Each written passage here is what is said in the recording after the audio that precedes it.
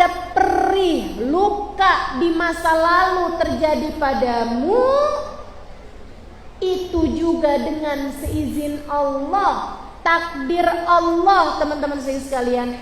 Allah yang mentakdirkan itu, Allah yang menentukan itu untuk terjadi dalam hidupmu. Ustazah, berarti Allah kejam dok. Kejam apa? Kejam memberikan luka seperih itu dalam hidup saya. Kejam memberikan pahit seperti itu dalam hidup saya. Bu, Kak, Dek, itu sama seperti dokter yang ngasih kepada kita pil pahit atau disuntik. Kamu pergi ke dokter, kamu disuntik. Suntik sakit apa enak? Sakit.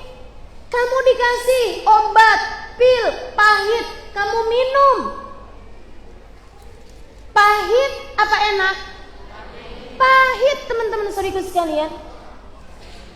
Akan tetapi pernahkah kamu bilang, dokter, enggak betapa kejamnya dirimu? Dokter kok tega banget sih ngasih saya pil pahit? Dokter ini punya masalah apa sih sama saya? Kenapa dokter nyuntik saya, dok? Punya dendam apa dokter sama saya? Nggak pernah. Kamu malah sambil senyum, kamu bilang, makasih ya dok, makasih. Saya bayar berapa dok? Malah kamu bayar. So ikut sekalian yang saya muliakan, kenapa kamu bisa berbuat seperti itu kepada dokter? Karena kamu tahu ketika dokter itu memberi pil pahit bagimu, menyuntikmu, atau bahkan mengoperasi dirimu, teman-teman saudaraku sekalian, kamu tahu bukan karena dia benci padamu, justru karena untuk menyehatkanmu, untuk menguatkanmu. Demikian pula dengan Allah. Allah memberikan pil-pil pahit dalam kehidupanmu adalah untuk menaikkan derajatmu, adalah untuk menambahkan kesabaranmu, adalah untuk membuatmu menuju jalan surganya, adalah untuk menjadikanmu hamba-hamba yang kuat keimanannya. Teman-teman saya sekalian, kalau semua yang kamu inginkan di atas muka bumi ini terjadi, dari mana kamu bisa belajar qanaah? Kalau semua orang mencintaimu, dari mana kamu bisa belajar memaafkan kesalahan orang? Kalau semua orang menyanjungmu dan semua terjadi sesuai dengan maumu, bagaimana mungkin kamu belajar tentang kesabaran? Gak apa-apa. Ada yang jahatin kita dalam kehidupan, gak apa-apa. Ada yang berbuat salah sama kita, gak apa-apa. Teman-teman sekalian, gak apa-apa. Kamu dijahatin orang, gak apa-apa. Yang penting kamu jangan berbuat jahat sama orang. Sebab kamu di akhirat nanti tidak akan dipertanyakan tentang perlakuan orang kepadamu. Nilaimu adalah tentang bagaimana kamu memperlakukan orang lain. Maka siapapun yang pernah berbuat salah padamu, maafkanlah. Sebab semuanya bukan dari dia, tapi dari Allah subhanahu wa ta'ala. Karenanya Nabi Muhammad mengatakan, man afa ufi. Siapa yang memaafkan kesalahan orang lain, dia akan dimaafkan oleh Allah subhanahu wa ta'ala. Teman-teman saudara sekalian yang saya muliakan, datanglah sebagai tamu yang layak diterima. Nih ya, kalau kamu udah gak masuk yang ketiga, artinya kamu adalah tamu yang diterima. Kamu gak anak durhaka, kamu bukan istri yang gak diridhoi suami, kamu gak ada permusuhan dengan siapapun. Nih, kamu udah jadi tamu yang diterima. Itu ada dua. Ada yang datang ke Ramadan bawa hajat, ada yang datang ke Ramadan mau buat minta sama Allah subhanahu wa ta'ala. Datang nih ke makamnya wali min auliyaillah buat minta gitu kan. Saya mau ziarah, kenapa? Biar yang sakit sembuh nih, anak saya lagi sakit nih, biar cepet sembuh. Saya mau datang ke majelis salim. Kenapa? Doa di majelis salim itu mustajab. Saya mau datang ke sana buat doa. Teman-teman sini sekalian saya muliakan, orang beribadah semua tuh ada yang diterima. Nah, ada yang diterima, ada yang ditolak. Kalau kamu bukan termasuk yang ditolak, kamu termasuk yang diterima, ada yang diterimanya di kelas bawah. Tamu yang datang bawa hajat, dia datang sekedar disimak apa hajatnya, dikasih udah. Teman-teman, ada yang begitu, banyak yang begitu. Bagus. Tapi kalau mau lebih, datanglah sebagai tamu yang dirindukan. Haji jadi tamu yang dirindukan. Umrah jadi tamu yang dirindukan. Datang ke makam Nabi Muhammad jadi tamu yang dirindukan. Datang ke makam wali jadi tamu yang dirindukan. Datang ke rumah orang jadi tamu yang diharapkan. Datang kepada siapapun jadi tamu yang dirindukan. Balik ke pondok pesantren, musoan sama kiainya, jadi tamu yang diharapkan. Gimana caranya? Jadilah seseorang yang mengerjakan apa yang diharapkan oleh sahibul bait. Jadilah seseorang yang ketika kamu ada di luar nih, belum nggak jadi tamu gitu ya, kamu selalu menjalankan tugas yang diinginkan oleh sahibul bait. Jika kamu sebelum bulan Ramadan ibadahmu bagus, sholatmu bagus, puasamu menahan lapar, menahan hawa nafsu bagus, kamu akan datang kepada bulan Ramadan sebagai tamu-tamu yang dirindukan. Ramadan sudah sangat akrab denganmu. Tarawih udah sangat akrab denganmu. Biasa bangun malam. Saudara sekalian, puasa sudah sangat akrab denganmu. Kamu biasa nahan lapar. Saudara sekalian saya muliakan, Quran sudah sangat akrab denganmu. Biasa kamu baca. Masuk bulan suci Ramadan, Allah bersiap-siap untuk menurunkan segala rahmat karunia-Nya padamu. Apalagi masuk bulan suci Ramadan, hatimu penuh cinta kepada Allah. Masuk bulan suci Ramadan, hatimu penuh rindu kepada Rasulullah. Apalagi kamu datang berziarah ke makam Nabi dalam keadaan hatimu penuh cinta kepada Nabi Muhammad. Apalagi kamu datang ke makam salah satu wali min auliyaillah, hatimu penuh cinta kepada mereka, hatimu penuh rindu kepada mereka, mereka akan menyambutmu dengan penuh kerinduan. Waktu Sayyidina Hamid bin Umar, cerita terakhir ini. Waktu Sayyidina Hamid bin Umar, seorang wali min auliyaillah. Teman-teman, hatinya khusyuk. Sayyidina Hamid bin Umar, seorang wali min auliyaillah, hatinya penuh khusyuk. Itu Sayyidina Hamid bin Umar, makamnya ada di Zambal sana, itu kuburan Zambal. Itu seorang yang sangat dicinta sama Nabi Muhammad alaihissalam, seorang yang sangat dicinta sama Allah SWT. Beliau pergi haji sama ibunya, sama saudara-saudaranya. Beliau selalu ngajar. Di Tarim tuh beliau ngajar, punya majelis ilmu, murid-muridnya banyak hadir, ya seperti kayak gitulah ya. Beliau punya majelis gitu yang banyak dihadiri murid-muridnya di kota Tarim. Serius sekalian, beliau pergi haji nih. Waktu masanya haji, itu kan ada tuh orang-orang pas lagi di Mina, itu ada perkumpulan para ulama-ulama. Beliau datang ke sana. Begitu mau masuk tenda, ada panitianya tuh kan. Dia bilang, ngelihat yang lain-lain ulama-ulama memang kelihatan dari pakaiannya, dari simahnya ya, kayak pakai rida, pakai imamah segala macam gitu. Sayyidina Hamid bin Umar pakaiannya biasa aja, sarung, baju, gitu ya. Ya pakai jubah tapi ya nggak kelihatan kayak orang penting gitu, biasa aja. Sama pakai peci gitu aja, nggak pakai imamah besar-besar gitu enggak. Jadi yang lain-lainnya ada tamu dari Mesir, tamu dari mana dimasukin, masukin perkumpulan ulama kan. Ketika Hamid bin Umar masuk, oh tunggu nih, siapa nih? Man antum? Katanya panitianya nih. Kamu sih siapa?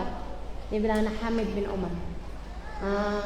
Kayak nggak masuk dalam jadwal nih, nggak masuk dalam daftar. Silakan jalan lagi. Maaf, ini perkumpulan para ulama, hanya ulama yang boleh masuk sini. Oh ya udah, mau jalan lagi. Ada satu orang. Dia bilang tunggu. Dipanggil. Kamu dari mana? Ulama nih yang manggil. Dia bilang saya dari Hadramut. Kita belum punya nih orang ulama dari Hadramut nih. Boleh masuk, perwakilan Hadramut. Perwakilan dari Hadramut, silakan masuk. Bahkan nggak dianggap sebagai ulama, teman-teman. Udah, di dalam pertemuan tersebut ulama dari Mesir bicara, ulama dari Sudan bicara, ulama dari mana-mana tempat nih bicara nih. Udah selesai. Hamid bin Umar nggak dianggap, teman-teman. Sayyidina Hamid bin Umar, Habib Hamid bin Umar nih nggak dianggap. Habis itu kemudian waktunya doa, mereka bilang, siapa nih yang doa? Oh ini aja nih berkah nih dari Hadramut nih, berkah. Hadramut ulamanya berkah-berkah, orang-orang Hadramut nih bawa keberkahan. Dari Tarim nih, lalu biarin dia yang doa. Silahkan doa. Disuruh doa ya doa. Kan abaib kal mayit, tamu tuh kan kayak mayit ya, disuruh apa? Maksudnya nggak punya ikhtiar gitu. Ya udah diapain aja. Disuruh doa aja. Angkat tangan. Subhanallah. Begitu beliau angkat tangan,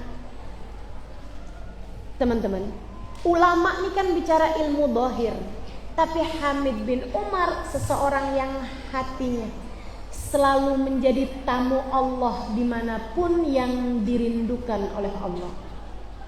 Hatinya selalu tersambung dengan Allah, selalu tersambung dengan Rasulullah.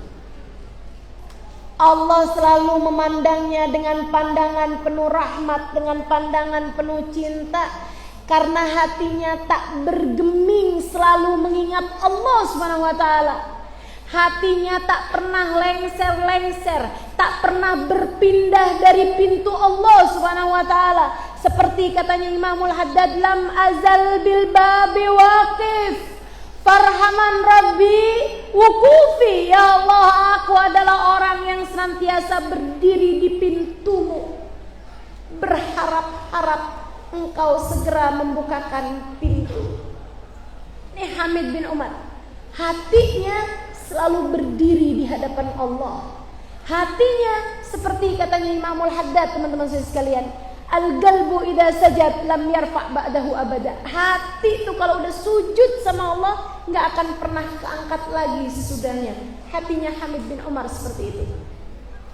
Sayyidina Hamid bin Umar, beliau angkat tangannya, sakinah dari Allah segera turun, ketenangan dari Allah segera turun, membuat semua orang tiba-tiba menundukkan kepalanya. Karena ketenangan dari Allah Subhanahu wa taala, rahmatnya Allah, dengan hanya sekedar beliau mengangkat tangan. Beliau kemudian berdoa, Allahumma hdina fiman hadait. Semua yang mendengar menangis. Wa'afina fiman afait. Semua yang mendengar menangis sembuhkan. Doa yang beliau baca doa kunut. Allahumma hdina fiman hadait wa afina fiman afait wa tawallana fiman tawallait. Terus apa lagi? Wa qina syarra ma qadait. Ada yang satu kurang. Allahumma hdina fiman hadait wa afina fiman afait tawallana fiman tawallait fima atait wa qina syarra ma qadait. Emang kunut nih kalau nggak pas lagi subuh suka lupa. Barik lana fima atait wa afina syarra ma qadait. Begitu beliau doa tuh, doa kunut, semua yang hadir taubat semuanya. Semua yang hadir nangis semuanya. Heran mereka. Kemudian mic-nya diambil salah satu dari orang yang ada di situ, dibilang, wali min auliya illah hadir di majelis ini, dan kita ini nggak ngerti adab sama beliau. Semua orang langsung ngumpulin beliau.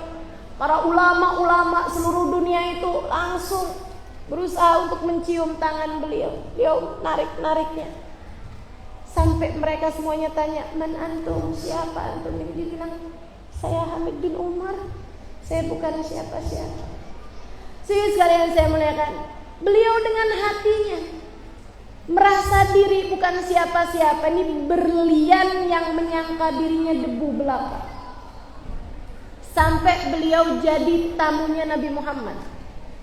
Mau ziarah ke makam Nabi Muhammad sallallahu alaihi wasallam.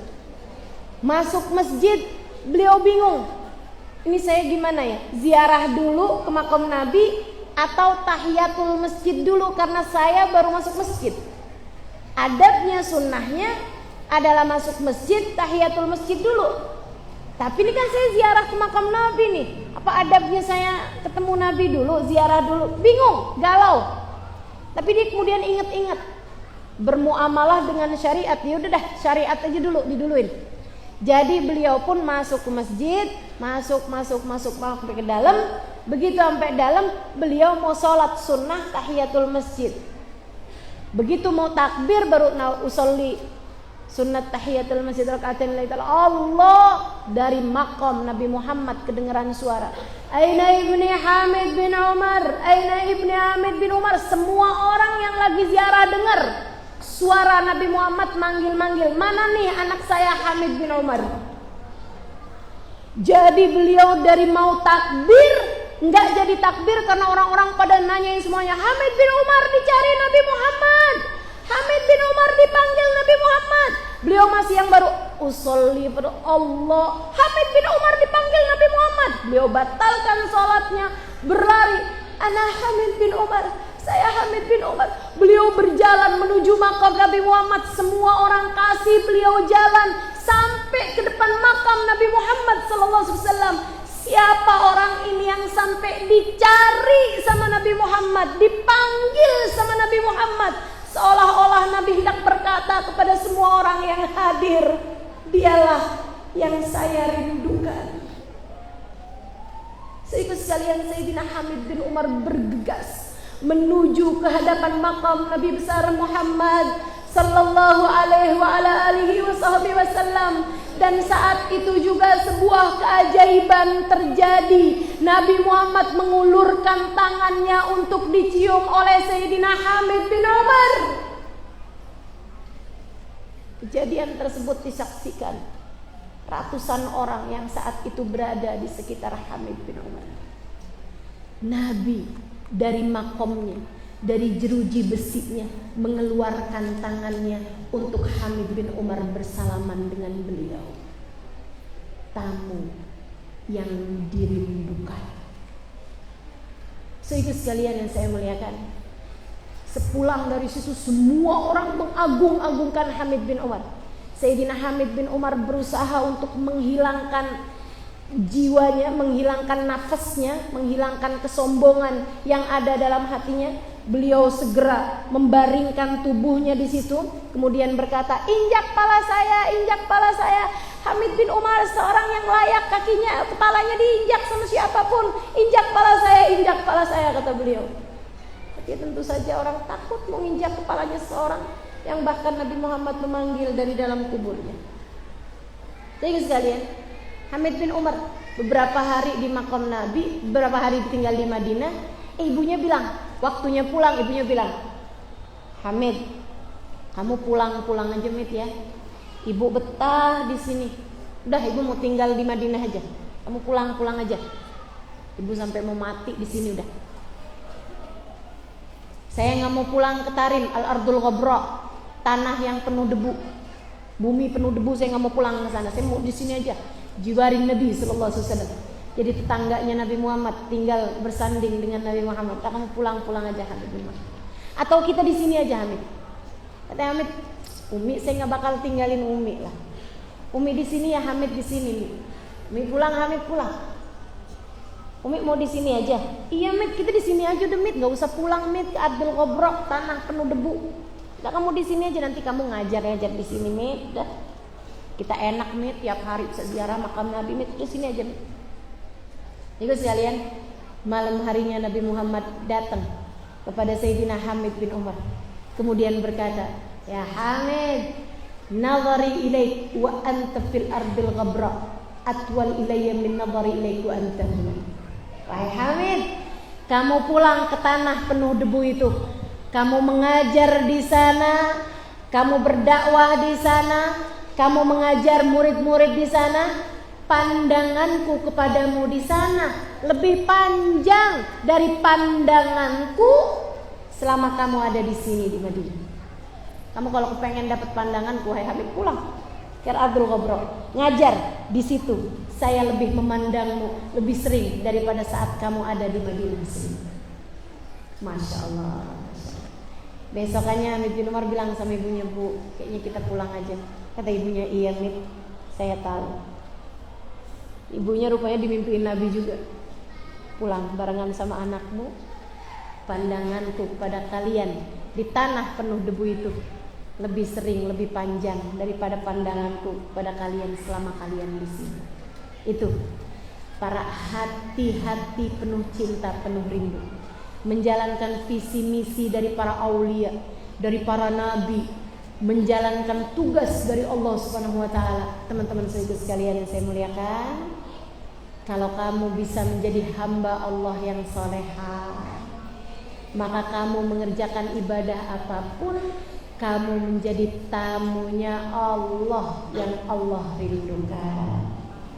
Kamu penuh cinta kepada Nabi Muhammad, kamu baca sholawat, kamu ucap salam, kamu jadi seseorang yang dirindukan, diterima oleh Nabi, dirindukan oleh Nabi besar Muhammad sallallahu alaihi wa ala alihi wasallam. Saudara sekalian, hingga ketika datang ajal menjemputmu, kamu tak lagi pernah ketakutan, kamu tak lagi pernah kesakitan. Pada saat itu Allah akan bisikkan di telinga batinmu, "Ya ayyatuhan nafsul mutmainnah, irji'i ila rabbiki radiyatan mardiyah, fadkhuli fi ibadi wadkhuli jannati."